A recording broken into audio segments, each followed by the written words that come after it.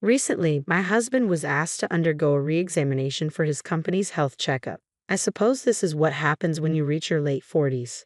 Maybe we need a comprehensive medical evaluation instead of just an annual checkup. John, my husband, has a chronic illness, which has always been a source of worry for me. I'm Lisa, and I've been married to John for 20 years. Our only daughter, Dana, turned 17 this year and is now applying to college. Despite the ups and downs we've faced over the past 2 decades, seeing our daughter grow up has been a great relief. I've managed to keep our family together while working part-time at a bakery near the train station. Because of my concerns about John's health, I've been careful about our meals, opting for low salt, low fat, and healthy ingredients in my cooking. I thought we still had our whole lives ahead of us, but John disregarded my feelings and acted foolishly. One evening, John came home early. "Why are you back so soon?" I asked. "I overate at lunch and now my stomach is upset," he replied, his tone unusually subdued. Given John's chronic illness, I considered taking him to the hospital. However, he insisted, "I'll be fine after a little sleep. Just let me rest." I decided to wait and see. 3 hours later, something seemed off. John was panting, struggling to breathe, and complaining of pain. "Are you okay?" I asked, concerned. I decided to take John to the hospital right away. He was laid on a bed in the treatment room, and a nurse came in. Surprisingly, she was heavily made up. "Are you all right? I'm going to take your blood pressure now." "How high was your fever?" she asked. "It was 99.3 degrees, John replied. 99.3, got it. The doctor will be here shortly." As she checked John's pulse, she asked, "Does it hurt anywhere?" Her eyes sparkled as she spoke, giving off an impression more akin to a cosplay performer than a nurse. Feeling uneasy, I was relieved when the primary physician arrived promptly. John was admitted for further testing, and soon, the doctor informed us of the results. Apparently, John was on the verge of developing a stomach ulcer and was sternly warned against overeating or excessive drinking. Just as I had feared, his body was crying out in distress. When John had calmed down and his pain had eased, some of his coworkers came to visit him in the hospital. I quickly went to a nearby store to get some drinks for them. As I returned to his room, I heard laughter. Although I had only seen his male colleagues visit him, I now heard a woman's voice. Listening more closely, I realized it was the same nurse from before. "We should go camping. It's great to clear your head and breathe in the mountain air." "Let's all go together, boss. I can borrow my dad's car." "I heard that camping empty-handed is a trend now," another coworker chimed in. "That's right, it's called glamping," the nurse replied. "They provide everything from food to equipment. I'll come along, and it would be great rehab for you." "That sounds great. Let's go after I get discharged," John said.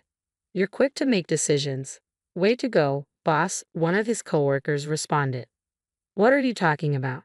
I see everyone loves you," the nurse added with a smile.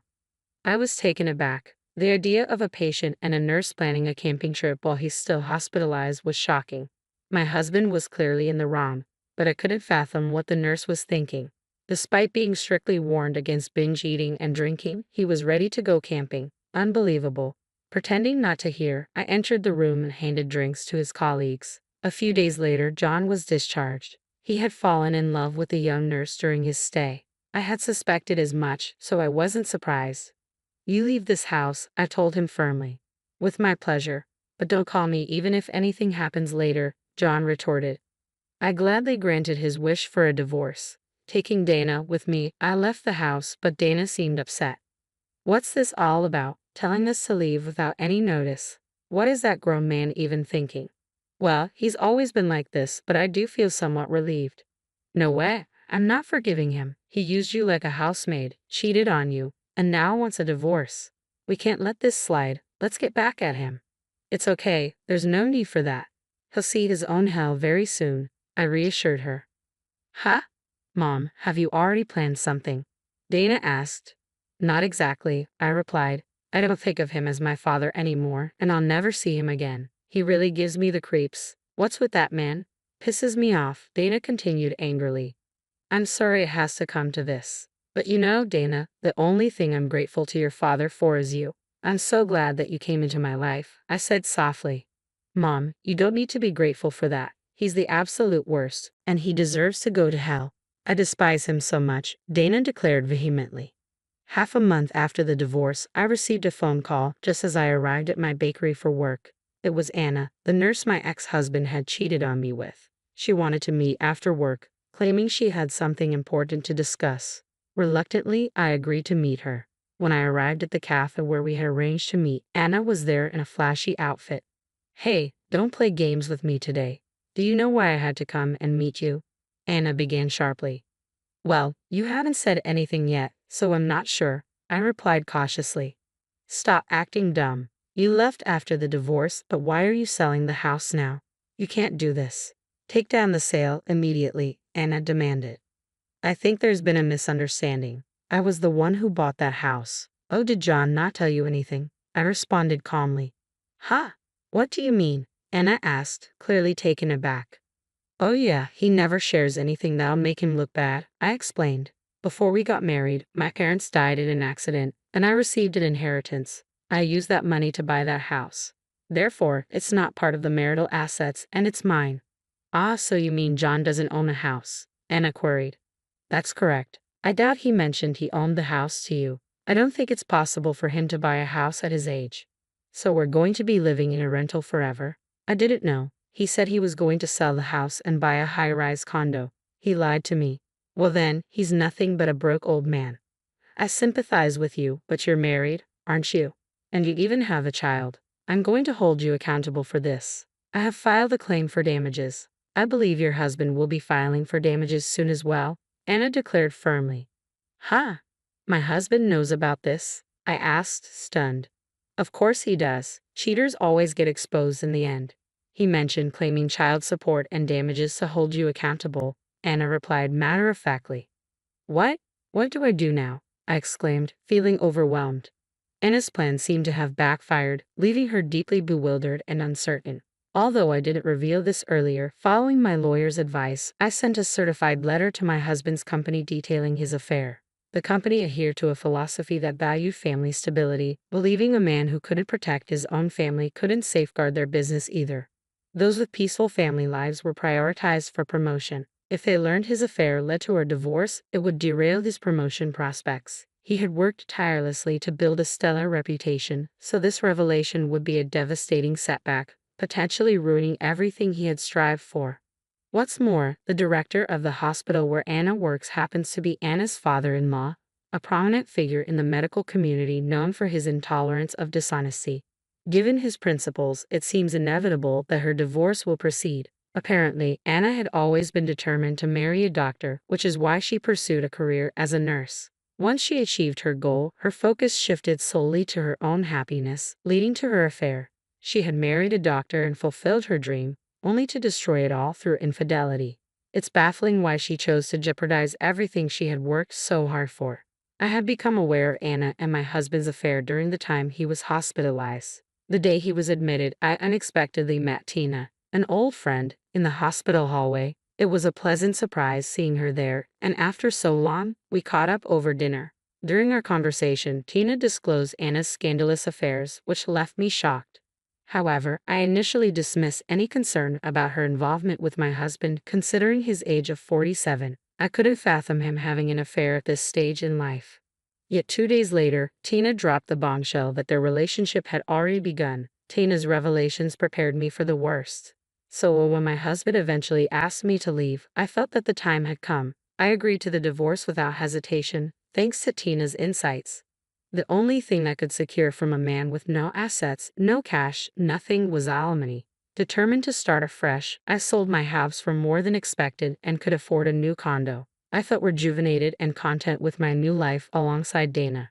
Then Anna called. "I'm in trouble. Please help me. I can't stand not having everything I want." That's why I pursued John, but I never planned to leave my husband. I finally landed my coveted doctor. So what? I failed to see how that justifies an affair. You know how tempting things can get sometimes, right? My husband was always studying to become a doctor, so he didn't know how to have fun and was boring. When I met John, who knew how to enjoy himself and was dependable, I couldn't resist having a little fun with him. "I'm sorry, but I need you to talk to my husband. If it's money you want, I'll pay you whatever you need." "Huh? Why would I talk to your husband?" I asked, puzzled. Please tell my husband that there's nothing between John and me. Let him know that John was the one who flirted with me and I did nothing wrong. I'll pretend I was just troubled by it all. Please help me out. Can you do something for me?" "What on earth are you talking about? My husband is adamant about divorcing me, but I don't want it to end this way. I'll give John up, so please help me. I'll pay you generously if you do. Please, I need your help," Anna pleaded desperately. Anna's distress amused me inwardly. She thought she had stolen my husband, but in the end, I had taken away her peace of mind. Later that night, I received a call from my husband. "You, what the hell have you done? Selling the house and demanding compensation. You've gone too far." "Didn't Anna tell you?" my husband asked abruptly. "What? Why are you bringing her into this?" I responded, puzzled. "I met with Anna today after she contacted me," he explained. "What?" I exclaimed, taken aback. "I have every right to do as I please with the house since I'm the one who bought it," he asserted. "You don't need to be so angry. If we lose that house, I'll have nowhere to go," I pleaded. "We're divorced now, so we're not family anymore, right?" he replied coldly. "We were married for over 20 years. Who was the one who betrayed their partner and cheated?" "I've already told you not to contact me unless it's urgent because I don't care," I retorted. "Stop with the excuses. Cancel the sale of the house immediately," he demanded. "I'll end this call if that's all you have to say. It's not my concern anymore," I replied calmly. "You? How dare you? Fine, Anna is a nurse, so she has a good salary and she's much younger than you. Women like you are worthless anyway," he snapped. "Well, that's unfortunate, but Anna called you a broke loser too," I shot back. "What? What? Don't you dare repeat that, and tell Anna she better watch her mouth." "I filed for compensation from both of them," I declared. After speaking with Anna's husband, who like me was also a victim, it became clear he had noticed and was preparing for divorce. Their mutual betrayal, rooted in infidelity and financial gain, ensured their relationship was doomed from the start. Despite understanding this from the outset, neither Anna's husband nor I took action, content to watch these two villains unravel each other. Yet, I remained astounded by their relentless determination. Meanwhile, my ex-husband John persistently called Dana. The phone rang incessantly until Dana finally answered. "Stop calling me over and over," she demanded sharply. "You finally answered, Dana. Are you all right? How's school? Are you eating well? How are college applications going?" John's questions were unusually concerned, things he had never asked before. Dana put the phone on speaker so I could listen in. "Stop bothering me," Dana replied bluntly. "That's not how you should talk to your dad," John insisted. "Huh? You're not my dad. You abandoned me, remember?" Dana retorted sharply. "What are you talking about? I didn't abandon you, Dana. Let me guess, your mom told you that, didn't she?" John responded defensively. "I'm almost 18 now. I know exactly what's going on," Dana asserted firmly. "Dana, let's live together again. Life without you is lonely," John pleaded. "Have you lost your mind? What are you saying? You're the one who cheated on my mom and left us. I'm not calling someone like you my dad. I'll never forgive you. We're not family anymore, so stop calling," Dana replied with anger in her voice. "Dana, are you going to abandon your dad?" John questioned desperately. "How many times do I have to tell you? You're the one who abandoned us. Don't call me just because your mistress dumped you. You've always been like this. It was so hard to watch mom suffer. You're so self-centered. All you care about is yourself and nothing else. I'm so fed up with you," Dana retorted, her frustration palpable. "Please don't say that. I need your help. I'm all alone now. If you forgive me, your mom will too. Your mom should just come back. Her pride is keeping her away. She can't live without me. Dana, please help your mom come back. Please," John pleaded desperately. "Dana, stop it. Mom has finally started to smile again. She's happy now that she's free from you. Don't twist things around. I'm blocking you," Dana replied firmly. "Dana, wait, Dana." Dana was so furious her face turned beet red. She defended me with all her strength. I could feel my daughter's maturity. It was clear Dana had grown into a young adult. Once Dana starts college and begins her career, my life as a single woman will begin. It might get lonely at times, but I believe I'll find happiness. I am confident that my decision was the right one. Later, Dana was accepted into her first choice college, and we both shed tears of joy. I was simply thrilled to see Dana's hard work pay off. Naturally, we didn't inform John about any of this. Rumors circulated that John resigned from his job voluntarily. Perhaps staying on had become pointless. Anna, on the other hand, reportedly divorced and relocated to another hospital to meet her financial obligations for alimony and child support, cutting ties with John in the process. However, her tenure there was short-lived due to allegations of flirting with male patients. It was clear that Anna had no interest in John, especially now that he was financially unstable. With John out of work, I have no clue what he's up to these days. Thanks to Anna's husband, I was offered an office job at the hospital, and now I work there full-time. My life has stabilized and I'm able to afford my daughter's college tuition. Soon, Dana will start her own family. I sincerely pray that Dana finds a loving and sincere man to marry.